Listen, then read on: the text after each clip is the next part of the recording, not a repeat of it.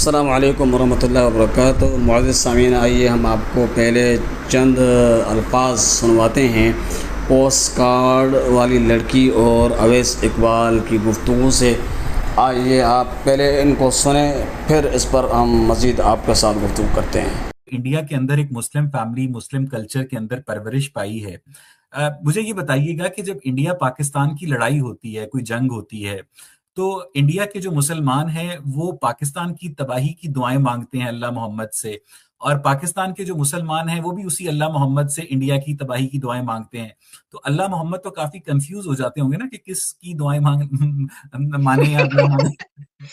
ہاں، اپنا والا بھی اپنا ہے اور سب تیلا والا بھی سو اپنا ہو رہا ہے، تو ہاں اللہ یہاں پہ کنفیوز ہو جاتے ہوں گے۔ میرے ادھر بھی سیم ہے کہ لوگ ایسے بولتے ہیں کہ جب انڈیا کا میچ ہو رہا ہے یا کچھ ایسا ہوتا ہے تو بولتے ہیں پاکستان کے بارے میں۔ اللہ کنفیوز ہوتا ہی ہوگا، لیکن ان کا مجھے لگتا ہے یہ والا کال آ جاتا ہے نا کہ اللہ جو ہمارے بھائی جو کلمہ کا شریک ہے وہ ہمارے آپس میں بھائی، باقی ان کو تو باقی لوگوں سے لینا دینا ہی نہیں۔ لیکن یہ جھنڈا یہاں پہ لے کر آتے ہیں اللہ کی پوری کائنات کا مالک میں ہوں، پوری کائنات کو بنانے والا میں ہوں۔ نہیں، اب اگر آپ کو انجل ہاں ایک بات بتاتا ہوں کہ جب پاکستان اور انڈیا کے درمیان جب بھی حالات خراب ہوتے ہیں، وہ مجھے راحت اندوری کا شعر یاد آ جاتا ہے کہ سرحدوں پر تناؤ ہے کیا، پتہ تو کرو چناؤ ہے کیا۔ تو جو دارالعلوم دیوبند ہے، وہ ایک بہت بڑا مدرسہ ہے انڈیا کے اندر۔ دیوبند بھی انڈیا میں ہے، بریلی بھی انڈیا میں ہے، قادیان بھی انڈیا میں ہے۔ تو دارالعلوم دیوبند جو ہے، وہاں پر انڈین مسلمان علماء نے باقاعدہ پاکستان کا جھنڈا جلایا۔ ٹھیک ہے، اب یہ پاکستان اپنے آپ کو کہتا ہے کہ جی ہمارے اوپر خدا کا سایہ ہے، اور جو انڈین مسلمان ہے وہ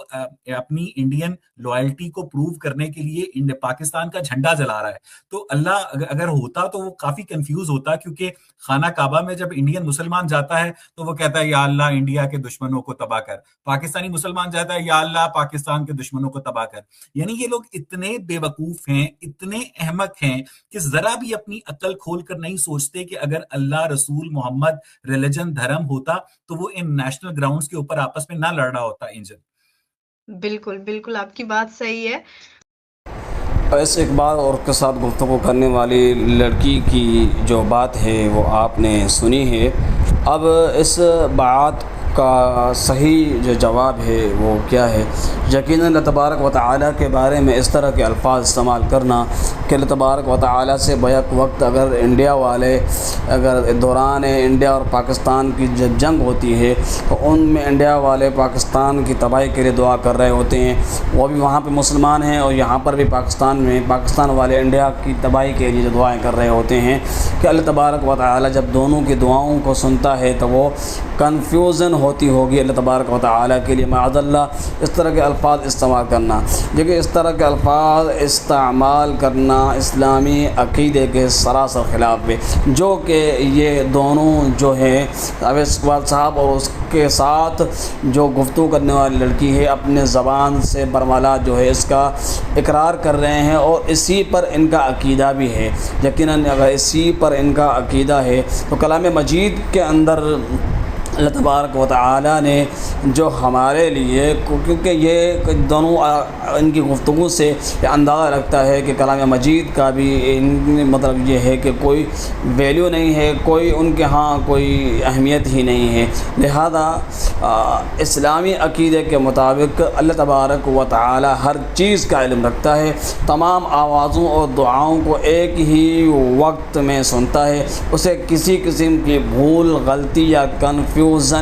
لاحق نہیں ہوتی، اس کی قدرت، علم انسانوں کی طرح محدود نہیں ہے۔ قرآن مجید میں اللہ تعالیٰ فرماتا ہے بے شک اللہ تعالیٰ ہر چیز کو خوب جاننے والا ہے، ہر چیز کو خوب جاننے والا ہے۔ سورۃ النساء کے اندر یہ آیت نمبر 176 یہ آیت نمبر ہے، یہ موجود ہے۔ لیکن اس طرح کے عقائد کو اجاگر کرنا اور اس طرح کے عقیدے کو پروموٹ کرنے والا اور برملا اقرار کرنے والا، یقیناً یہ ایک بہت بڑا محدثین کے ہاں ایک اکبر الکبائر یعنی کبیرہ گناہوں میں سے بھی بہت بڑا گناہ ہے۔ لہذا یہ عقیدہ درست نہیں ہے اللہ تبارک و تعالیٰ کے لیے کہ اللہ تبارک و تعالیٰ کو لوگوں کی دعائیں بیک وقت، کیونکہ دنیا کے اندر کتنی زبانیں ہیں اور سب بیک وقت اپنی اپنی زبانوں میں دعائیں کر رہے ہوتے ہیں، اللہ تبارک و تعالیٰ ان سب کی دعاؤں کو سنتا ہے اور ان سب کی بیک وقت سنتا ہے، سننے کے بعد ان سب کے مسائل کو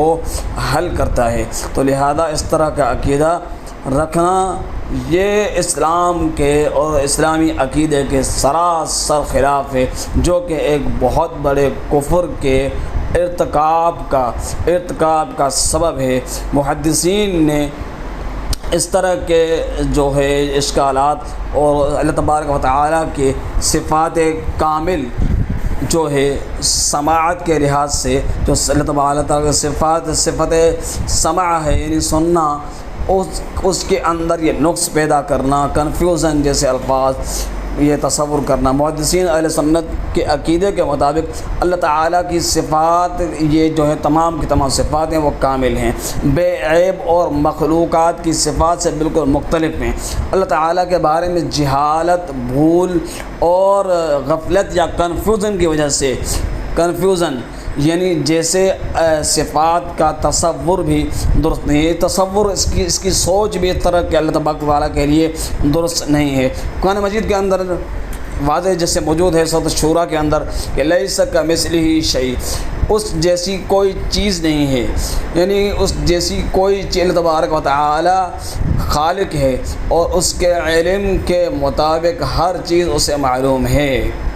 فرمایا وہ السمیع البصیر، وہ سننے والا اور جاننے والا ہے۔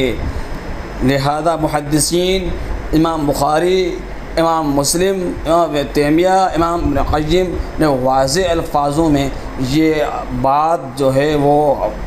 بتائی ہے کہ اللہ تبارک و تعالی تمام آوازوں کو بیک وقت سنتا ہے اور کسی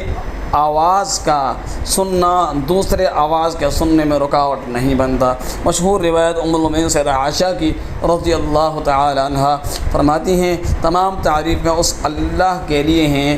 جس کی سماعت ہر آواز کو گھیر کے رکھا ہے، جس کی سماعت نے ہر آواز کو گھیر کے رکھا ہے۔ یہ روایت موجود ہے اور یہ روایت اس بات کی مکمل طور پر دلیل ہے کہ اللہ تبارک و تعالی ایک ہی وقت میں مختلف لوگوں کی مختلف باتیں سنتا ہے اور انہیں جواب بھی دیتا ہے، جیسے قرآن مجید کے اندر موجود ہے وَإِذَا سَأَلَكَ عِبَادِي عَنِّي فَإِنِّي قَرِيبٌ أُجِيبُ دَعْوَةَ الدَّاعِ إِذَا دَعَانِ فَلْيَسْتَجِيبُوا لِي۔ صحیح، تو لہذا اللہ تبارک و تعالی کے لیے کسی بھی قوم کی، 2 قوم، 3 قوم، 4 قوموں کی بیک وقت دعا کنفیوز نہیں کرتی، یہ عقیدہ محدثین کا ہے۔ محدثین کہتے ہیں اللہ تبارک و تعالیٰ کی ہر صفت کامل ہے اور مکمل ہے۔ سلف صالحین محدثین نے اللہ تعالیٰ کی صفت سمع کے بارے میں بہت واضح باتیں کی ہیں۔ انہوں نے سیدہ عائشہ رضی اللہ عنہ کی حدیث ہم نے آپ کی خدمت میں پیش کی کہ یہ قول اس موقع پر فرمایا گیا تھا جو ہم نے انہوں نے سیدہ عائشہ رضی اللہ تعالیٰ عنہ کا قول آپ کی خدمت میں پیش کیا کہ تمام تعریفیں اس اللہ کے لیے ہیں جس کی سماعت نے ہر آواز کو گھیر کر رکھا ہے۔ یہ قول اس موقع پر فرمایا گیا جب ایک عورت نبی کریم صلی اللہ علیہ وسلم کے پاس اپنی شکایت لے کر آئی تھی اور عائشہ رضی اللہ عنہا کہتی ہیں کہ میں گھر کے ایک کونے میں تھی، اس کی بعض باتیں مجھ سے پوشیدہ رہیں مگر اللہ تعالیٰ نے آسمانوں کے اوپر اس کی پوری بات سن لی، جیسے وہ سیدہ خولہ رضی اللہ تعالیٰ عنہا کے واقعے کی طرف جو ہے اس میں اشارہ ہے، کیونکہ قد سمع اللہ قول التی تجادلک فی زوجہا وتشتکی الی اللہ۔ سیدہ عائشہ رضی اللہ عنہ فرماتی ہیں کہ اس سیدہ خولہ کی یہ باتیں میں نہیں سن سکی لیکن اللہ تبارک تعالیٰ نے اس کی وہ باتیں آسمان میں سن لی۔ تو لہذا یہ عقیدہ رکھنا درست نہیں ہے کہ اللہ تبارک و تعالیٰ کو لوگوں کی بیک وقت دعائیں کرنا کنفیوزنگ کے اندر ڈالتی ہیں معاذ اللہ۔ امام عثمان بن سعید الدارمی بیان کرتے ہیں کہ اللہ تعالیٰ تمام مخلوقات کی دعائیں اور آوازیں سنتا ہے، بہت سی آوازوں کو سننا اسے کسی مشقت یا اشتباہ میں نہیں ڈالتا۔ اسی حوالے سے امام ابن تیمیہ رحمۃ اللہ علیہ نے لکھا ہے اللہ تعالیٰ ایک وقت میں تمام بندوں کی دعائیں سنتا ہے اور ان کی زبانوں کے اختلاف، ان کی حاجتوں کی کثرت اس پر مخفی نہیں ہے۔ اسی حوالے سے امام ابن قیم الجوزی رحمۃ اللہ علیہ فرماتے ہیں کہ تمام بندوں کی مختلف زبانیں، مختلف آوازیں، مختلف حاجتیں بیک وقت اللہ کے سامنے ہوتی ہیں اور کوئی چیز دوسری چیز میں خلط ملط نہیں ہوتی۔ تو یہ بات واضح ہے کہ اللہ تبارک و تعالی کے لیے لفظ کنفیوزنگ استعمال کرنا یہ باطل عقیدہ ہے، اور یہ باطل عقیدے سے کفر کے ارتکاب کا ظہور ہوتا ہے۔ تو لہذا یہ عقیدہ رکھنے والا اپنے ایمان سے ہاتھ دھو بیٹھنے کے قریب ہوتا ہے۔ تو لہذا کوئی پاکستانی یا بھارت انڈیا کا مسلمان ایک دوسرے کے خلاف اگر دعا کرتا ہے تو اللہ تبارک و تعالی اس سے کنفیوز ہو جاتا ہے۔ یہ الفاظ استعمال کرنا اسلامی عقیدے کے بالکل خلاف ہے۔ اہل سنت کے نزدیک اللہ تعالیٰ سب کی دعائیں سنتا ہے، سب کے حالات جانتا ہے اور اپنی کامل حکمت و عدل کے مطابق فیصلہ فرماتا ہے۔ کنفیوژن، بھول یا الجھن مخلوق کی کمزوریاں اللہ تعالیٰ ان تمام عیب سے، نقاص سے پاک ہے۔ لہذا اللہ تبارک و تعالیٰ کے لیے اس جو ہے یہ اویس اقبال اور ان کے ساتھ گفتگو کرنے والی لڑکی نے یہ جو الفاظ استعمال کیے ہیں، لہذا یہ الفاظ اللہ تبارک و تعالیٰ کی شایان شان نہیں ہیں۔ لیس کمثلہ شیء، اس کے لیے کوئی مثال نہیں دی جا سکتی۔ اس کی تمام صفات جو ہیں وہ کامل ہیں، کسی ایک صفت کے اندر نقص یا عیب نہیں ہے۔ لہذا اس طرح کا عقیدہ رکھنے والا اپنے ایمان کو چیک کرے اور وہ یہ نہ کہے کہ میں جو ہے اپنے الحاد پر، جو ملحد کا جو عقیدہ ہوتا ہے اس عقیدے پر رہ کر میں قیامت کے دن کامیاب ہو جاؤں گا۔ ایسا کوئی سین نہیں ہے، کیونکہ کامیابی جو رکھی ہے وہ اللہ تبارک و تعالیٰ نے کلام مجید کے اندر بتا دیا ہے کہ کامیابی صرف کیا ہے، اسی میں ہے جو شخص اللہ تعالیٰ اور اس کے رسول کی اطاعت کرتا ہے، اسی میں کامیابی ہے۔ معنی تمام اپنے عقائد کو اللہ تبارک و تعالیٰ کی اور اس کے رسول کی بتائی ہوئی تعلیمات کے مطابق اگر کرے گا تو یقیناً وہی شخص قیامت والے دن کامیاب ہوگا۔ اللہ تعالیٰ ہدایت عطا فرمائے اور ہماری بھی اصلاح اور ہمیں بھی اپنے جو ہے شریعت اللہ تعالیٰ کی طرف سے ہم تک پہنچائی گئی ہے، یعنی اسلام، ہم مسلمانوں پر بھی یہ واجب ہے کہ ہم مسلمان بھی اس مکمل اسلام کا علم حاصل کریں، جو صحیح علم ہو، اور علماء سوء اور اس طرح کے ملحدین سے اللہ تعالی ہمیں محفوظ فرمائے۔ والسلام علیکم ورحمۃ اللہ وبرکاتہ۔